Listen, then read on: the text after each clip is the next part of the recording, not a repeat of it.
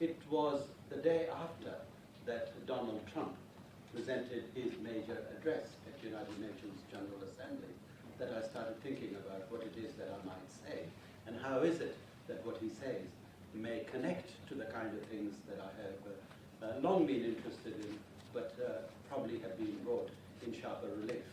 So that's actually what I want to do. On 25th of September, Donald Trump, the President of the United States, just in case you didn't know, delivered a most provocative speech at the UN General Assembly. In that speech, which was highly reminiscent of the dark inauguration address that he gave 18 months earlier, or more than that, he took on the entire international community and the underlying principles of multilateralism and international cooperation, which are, of course, so central to the ways in which we think about transnational and global citizenship education, not only in educational spheres, but other areas too. He portrayed the United States as a major victim, which had been exploited by nefarious external forces outside the United States, and presented himself as not only the United States savior, but also the world's savior. Some sentences are really quite provocative, not only provocative, but challenging as well, because, and I do think that if you haven't read that speech, it's well worth reading that speech, because it has so much to say about what our challenges, ethical and political challenges are in relation to global citizenship education. And now he drew a sharp contrast between multilateralism and sovereignty, and he saw globalism and patriotism as opposite, as binary. Okay. And then he proposed to the world that each nation assumed to possess its own distinctive traditions, values, and culture, his phrase, not mine, looked after its own national interest. In other words, he's proposing a nation centricity, but that nation centricity is not simply about nation, but it's also ethno-nationalism. So in other words, and I think that point needs to be made, that phrase, assumed to possess its own distinctive traditions, values, and culture, is the ethno part of the nationalism. So if nationalism relates to the state and how the state relates to a particular territory, ethno relates to a particular culture. So basically, he's assuming that each country has its own culture, and that is, of course, a particular way of looking at nations, which actually does huge amount of damage to multicultural societies like his own and our own, where singularity is posited as a central feature of thinking about the world that we live in. These ethno-national sentiments are, of course, not unique to Donald Trump. In recent years, they have been articulated by a whole range of other political leaders around the world, from Erdogan in Turkey to Viktor Orban in Hungary, to Marine Le Pen in France, to Modi in India, and of course our own Tony Abbott and Peter. Whatever his name is, and elsewhere. Indeed. And of course, these ideas, these ethno-nationalist ideas, were also everywhere. I was there and I had a look as the way in which the pro-Brexit case was being presented. It was presented in highly ethno-nationalist terms in the United Kingdom. So around the world, ethno-nationalist and anti-globalization sentiments are clearly growing in popularity. Indeed, I think there was a survey that was done in Leicester, in England, which by a friend of mine is going to be coming out in a paper fairly soon, where my friend demonstrated that there had been 10% decline in support for the idea of global citizenship education in Britain in the last 2 years before. So in other words, there's something happening that we cannot actually ignore. The questions arise then, to what extent and in what ways do these sentiments undermine the major assumptions underlying the idea of global citizenship education? How do they threaten the kind of work that we've been doing? In your case, 20 years. In my case, slightly longer. Okay, but it is something that we've worked on.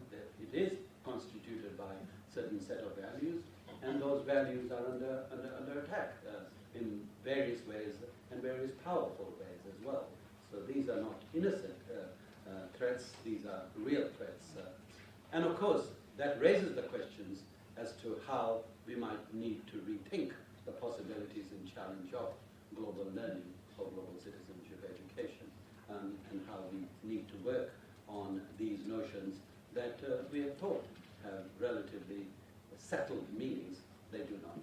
And they perhaps are likely to continue to be unsettled by a whole range of different forces and different discourses and different institutions that might emerge over the next year or so, and perhaps even longer period.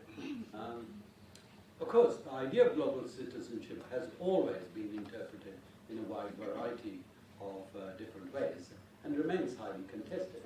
We had that discussion earlier on about particularly different ways of thinking about global citizenship, and indeed the notion of citizenship itself, from the consumerist notion to the kind of moral, ethical, to kind of ontological notions of various kinds.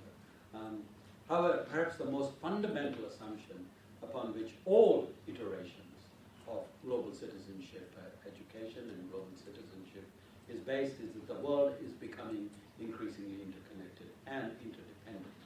Now, I want to actually use those two phrases, not only interconnected, but also interdependent, because if you like, the ethical challenges of connectivity is bridged by the notion of dependence, and that dependence is an ethical notion which does huge amount of work in trying to move from connectivity to ethical issues that we're looking at. While the historical origins of the idea of global citizenship are of course ancient, especially in the idea of cosmopolitanism, and are shared across different cultural traditions. So cosmopolitanism is not only a Greek idea, but can also be found in Buddhist traditions, in Chinese traditions, in Muslim traditions, etc., etc. So it is quite widely believed, but nonetheless, in recent years, the idea of global interconnectivity has been quite closely linked to the idea of globalization. If you like, the rise of the popularity of the idea of globalization and the idea of global interconnectivity and interdependence are related to each other, but in ways is something that we need to think about. It is used by governments, many NGOs, many IGOs, etc., and also transnational corporations, as we pointed out, often as part of a global slogan system. The idea of global slogan system is one that I borrowed from a friend of mine and a good scholar called Michael Apple, who has used Gramsci to understand how slogan systems work. And it is, he's argued that slogan systems are those systems of thought that includes such generalized meaning that they can be interpreted in a whole range of different ways without seeming to be contradictory to each other, and without, in fact, generating the debate that needs to happen about different ways in which ideas are interpreted. So its generality itself hides the conversations across the differences that are needed, and that's his meaning of global system. And I think it could be argued quite persuasively that the idea of global citizenship has become a global system, a global slogan system. At the same time, it is an idea that is not universally embraced and was never embraced, and is subject to a great deal of skepticism, often because it is assumed that it has the potential to undermine the claims of patriotism and nationalism, which are equally, if not even more important claims than globalism. Now, the growing popularity of anti-globalization sentiments is arguably linked to this skepticism about the fears about the possible loss of national sovereignty. In fact, a lot of people have told me that they didn't even know the term sovereignty, but now have become incredibly familiar with the idea of sovereignty, which has been used widely in popular discourse and not only in academic and intellectual discourses.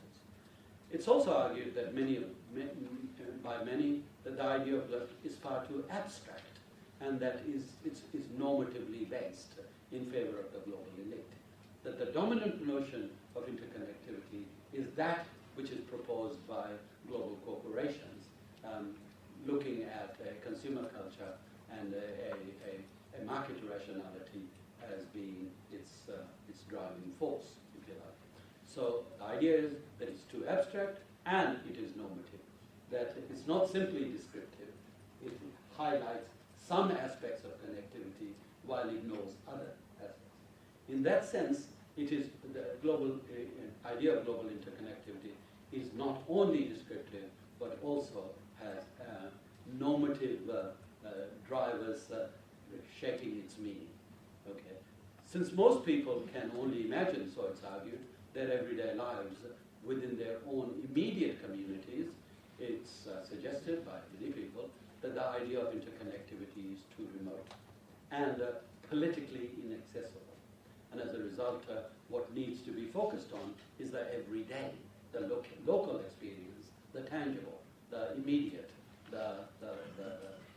which is easily accessible rather than something as generalized and as abstract as global interconnectivity.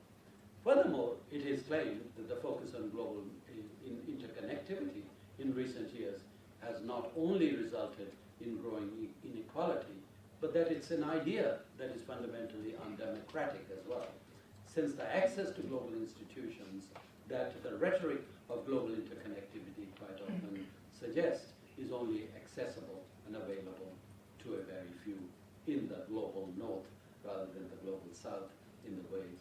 So as a result, there is a huge amount of problems that have been identified by the notion of globalization, but also the notion of global interconnectivity.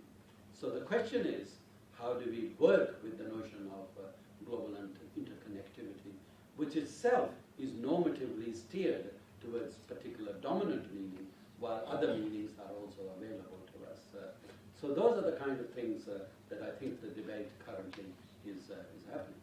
And if you look at the various debates that you see on popular television, cable television, in the United States in particular, these things are talked about in regular ways. And of course, some of these arguments have become quite deeply accepted within the anti-globalism discourse that Steve Bannon and people like that have been promoting, not only in the United States, but elsewhere as well, by going around the world to actually promote a particular view of anti-globalism. And that raises a number of questions as to how do we deal with this oppositional discourse, or this discourse, as far as preparing our students for global citizenship education, and how are we actually getting them to understand what the hell is going on right now.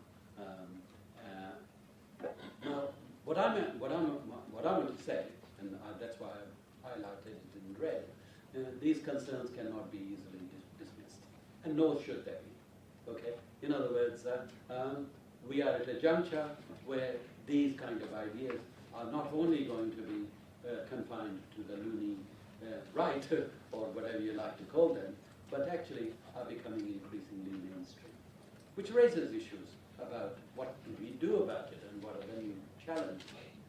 To me, some of the key questions that we need to ask is, what are the sources of these concerns?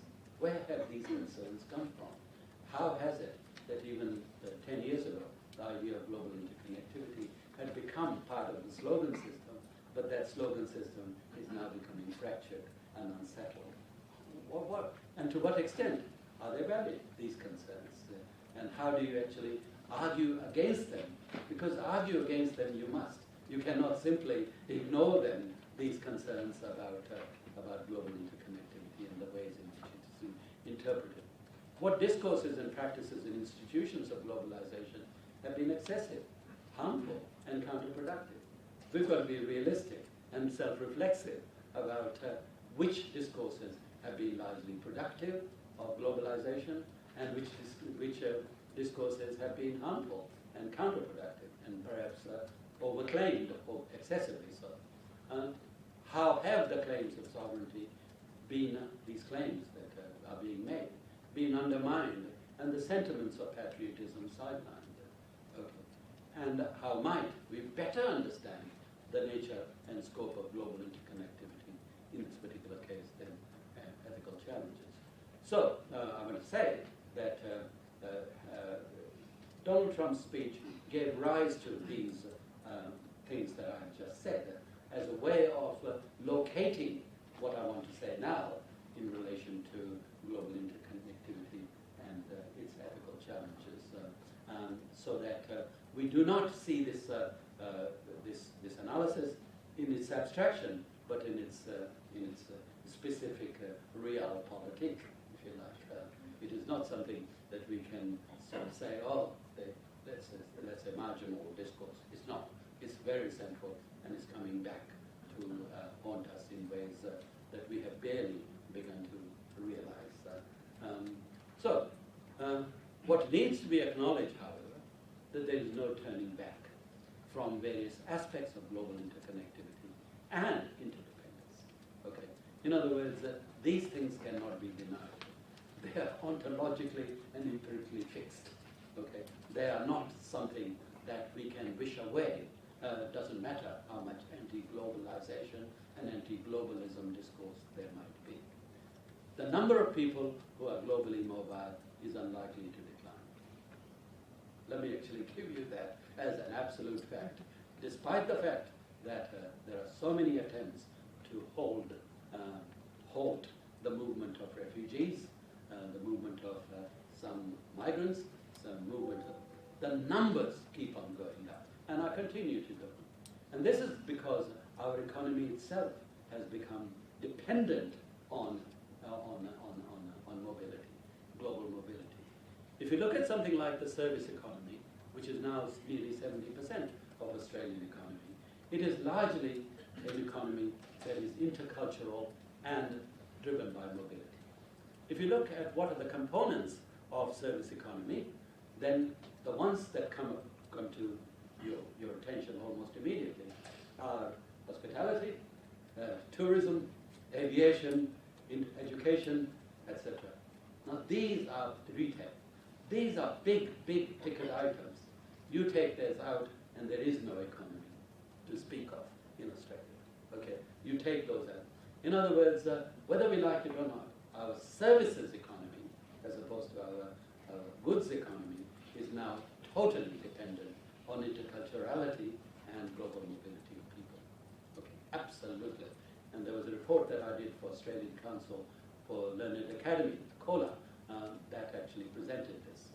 The report is called Diaspora Advantage, and you might want to have a look at that report, which showed in numbers, in something that I'm not really an expert on, but nonetheless was able to muster with advice from so many people, as to how our economy is now interculturalized. Okay, in other words, if you go down the street, just around here, and then have a look at how many businesses are dependent on interculturality, then you will find that 70%, maybe in fact a number low on the lower side rather than on the, but that's actually what's happening. So we need to actually understand that that's, and that may be an argument that we may need to utilize in order to make sure that there is no going away from the kind of globalism. You have created an economy that is so dependent on interculturality, have a look at something like the Chinese tourism in this country, 1.5 million this year. Have a look at the number of Chinese international students, how dependent our institutions have become. The second thing is, so mobility is there, interculturality is there, whether we like it or not. In the United States, soon after Donald Trump became, I went to a conference and there was an assistant manager who I began to talk to and asked him, what kind of reduction have you noticed in the number of tourists coming to the United States? And he was deeply worried because it was approaching 15%. And he said, this Sheraton in Atlanta may have to reduce the number of people who are employed because the tourists are not coming, because there is a damage to, and those are the kind of things that we need to recognize and need to understand as to how we have created a world in which interconnectivity and interdependence is not at remote level in the ways in which we might talk about climate change or anything like this, but everyday lives and everyday possibilities. Information technology and social media that enable people to communicate with each other across vast distances will continue to develop, perhaps even more rapidly than they have. That's evident, I mean, every year a new version of iPhone comes along, and we have to look at it, and that actually allows people to connect with each other, and that's not going to disappear anytime. The level of intercultural exchange and the global flow of cultural ideas, information, and taste are unlikely to decline. So it doesn't matter how much you talk about anti-globalization, there are some aspects of globalization that are here to stay. Money and capital would continue to circulate, further strengthening the forces that have produced the global economy. And the global economy will continue to be built on a culture of consumption and an expanding services sector. Global institutions would now be needed, I should. Made so many mistakes there. I do apologize, I did that yesterday. Global institutions would now need to be needed to regulate trade and economic exchange, as well as international political relations. So it doesn't matter how much you're getting rid of World Trade Organization and Paris and all those other things, as is the case that is happening with a large number of nationalist governments who are proposing these. They will be needed as soon as the next economic crisis comes along. Okay, and people know that. It would only be possible to resolve conflicts over issues like water, air, energy, and mobility of people and so on through bilateral and multilateral arrangements. Environmental issues are likely to acquire an even greater importance and urgency than they have today. So what this very, very rough analysis shows is that there are aspects of globalization and global interconnectivity that are there to stay. They're not actually. So the question really is, how do you deal with these realities alongside an anti-globalization rhetoric? Okay, those are the questions that become really quite important. Ontologically and empirically, then, it's not hard to establish that the world is interconnected. However, in light of the growing skepticism about globalization and concerns about its outcome, we need to recognize that global does not have a universal meaning, but that its significance is variously understood, often in highly political ways. So it is possible to understand global interconnectivity in highly consumerist terms or in highly ethical terms. It is possible to actually look at interconnectivity in highly personal terms or in terms that are really abstract. All those things are simultaneously possible. Ethno-nationalism, for example, do not deny, it should be pointed out, global interconnectivity, but a different moral significance to it vis-a-vis nationalism. In other words, they sort of saying, okay, we accept that global interconnectivity is inevitable, but nationalism as strong and as needed as is any kind of globalism. Okay? In fact, globalism is doing us more damage, not only in relation to its anti-democratic consequences, but also in relation to the claims of patriotism and nationalism. They assume a different way of thinking about the relationship between global interconnectivity and interdependence. If the two notions are connected to each other, then there are vast differences between the ways in which we might see global interconnectivity and describe describe it in an interpretive fashion as a hermeneutic, and interdependence in a slightly different ways. This indicates that the notion of global interconnectivity is not only empirical but also normative. It thus gives rise to various ethical challenges. Now, these issues are theoretically significant but also pedagogically important. In other words, when we are trying to construct a new way of thinking about global citizenship education, then we need to actually get students to understand how global interconnectivity is meaningful to them, how it's relevant to them, but also how it actually suggests a way of belonging to the world, a way of relating to others who may not be immediately around you. So there are a whole range of questions that we as educators now need to ask about the nature of the relationship between global interconnectivity, global interdependence, and its ethical challenges. To begin with, the abstractions around global interconnectivity need to be avoided. I think we need to actually sort of begin with understanding global interconnectivity from the concrete to the abstract rather than abstract to the concrete. We have become used to, actually, in a slogan system, writing about global interconnectivity in an abstract, generalized fashion, rather than in a fashion that's sort of saying, how am I affected? How is my connectivity affected? That, in other words, begin the analysis from the concrete, the very Piagetian way of doing it, for those people who know Piaget. Start off by sort of saying, how am I? How is mine? I have no doubt that every one in this room can actually identify how they are globally connected. Through travel, through friends, through relatives, through the origins, etc., etc.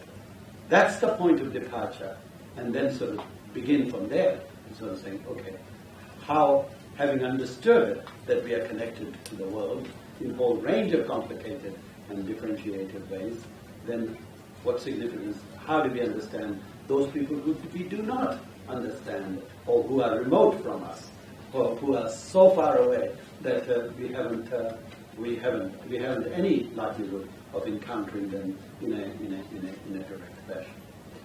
Equally important is the recognition that universal moral principles, such as those around human rights and global justice and democracy, are not sufficient. Those principles may be important, but those principles have a variety of different meanings. Human rights has lots of different meanings, as indeed citizenship, as was pointed out earlier on. Global justice has different meanings. The debates about these things are necessary. Debates about looking at these things should be part of global citizenship education, so that people understand in personal terms initially, but then broadening it out to other terms about the requirements and the aspects of global connectivity. These principles need to be located in a specific context in which students are encouraged to examine their particularities, or indeed their locatedness in the world. Okay. I have to say, one of my favorite cultural theorists, Edward Said, wrote a wonderful book called Cultural Imperialism, where he said something about connectivities that I still think is some of the most brilliant stuff that has ever been written in this particular area, although he did not use the term cosmopolitan all that wide, or even global citizenship. His understanding of how we are located in a world and require reflexivity about how we are located are really quite important. Let me actually tell you a story so that we can get away from the very serious side of it to actually... when I came back from the United States in 2010, in 2011, Ken Henry was doing a huge study of Asia literacy and Australia in the Asia century. Lots of people were holding conferences on the title East Meets West. Okay? East meets West. And I, for my sins, was invited at least 3 different conferences to be the keynote to speak about East meets West. And I have to say that I found that invitation deeply troubling at one level, theoretically and practically too. At the third of these meetings, I decided to let it go and be really, really provocative. And it was a conference organized by the TAFE directors of TAFE in Perth. I started off by asking, why was I invited to speak on that team? What is it that's being assumed by people who are the organizers? Was one possibility is that I'm an expert at this area.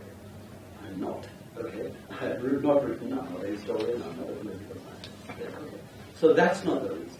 So what are the reasons? Maybe it's my color. Okay, and maybe it's my origin, and I am being asked to carry the load of nearly 5.5 billion of humanity, to represent to them and tell them the secrets of what the East is. Okay. I mean, that was a very provocative thing to say, because I said, I cannot carry the weight of the East, at this conference. And then I said, well, maybe you think that I have become so assimilated that I'm West. In that case, that doesn't make sense to me either, because there is sufficient part of me and my Indian background that I'm so proud of, that's so defined me, that I can't be West either. So if I'm not East and I'm not West, you put me in a very, very difficult position of considerable purgatory. Somewhere in between. What was that film? That novel about Lincoln and his brother. Something like that. Okay, and I started saying, let me avoid this kind of insults that I'm sort of giving you now and making you feel bad about inviting me in the first place. Let me tell you what is really important. And this is where I drew upon science. To me, the notion of West is not terribly interesting. Notion of East is not terribly interesting. What meets is the third of the notions. Okay? Now, we did that exercise with the three notions. Here, meets is really important. Because it's the meeting that has produced the need to have left West and East in the first place. If there was no meeting, there's no need to call yourself West or East. Okay? So meeting is very important. And I said, the trouble with much of our analysis of world affairs is that it's in these categories, and not enough on how these categories were produced in the first place. What is it that was driving the production of East as a category and West as a category? Okay? Let's look at meeting. And how is it that meeting has given rise to all of our experiences, all of our ways in which we call something East or West. Okay, I always remember the story of I was born in a Muslim family in India.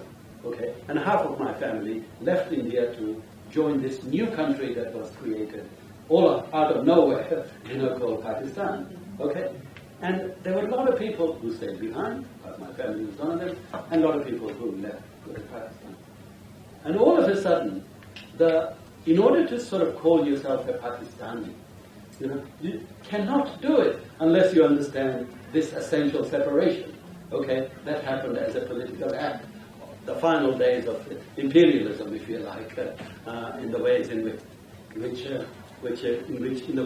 post-coloniality is absolutely central to understand the identity of any person who calls himself Indian or herself Pakistani.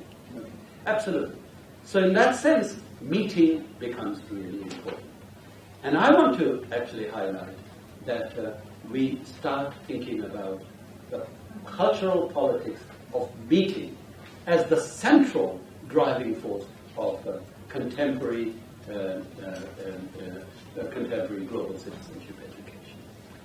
A global citizenship education that has emerged in an era in which there is so much political conflict around categories, so that we understand how and under what conditions meetings took place, which then generated the categories with which we think about the world and about cultural differences and so on and so on. It's only as a result of colonization of Canada, let's say, that the notion of First Nations came into being as a political construct in the first place. Because before that, there were names for the nations rather than First Nations as a conjoined category, as a joined-up category.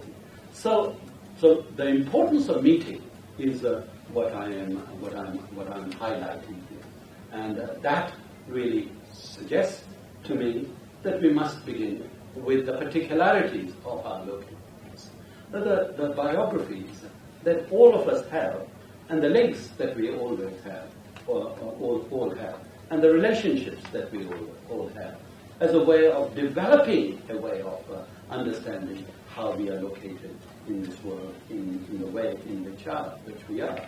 And how is it that different understanding of locatedness or interconnectivity may actually generate a very different kind of ethical position in relation to globalization and its forces. So drawing upon the traditions of cosmopolitanism, sorry? Really? Okay. Drawing upon traditions of cosmopolitanism, what I want to say is we want to get away from what might be called corporate cosmopolitanism, based on the transnational elite, the corporations, etc., or the universal cosmopolitanism that is based on universal moral principles. But to actually look at the concrete, the situational ethics that is associated with the meeting of cultures, meeting of institutions, meeting of nations, because that is continuing to happen. Living in a world in which differences have become a permanent feature of human society, giving rise to ethical dilemmas, including pull towards both patriotism and globalism.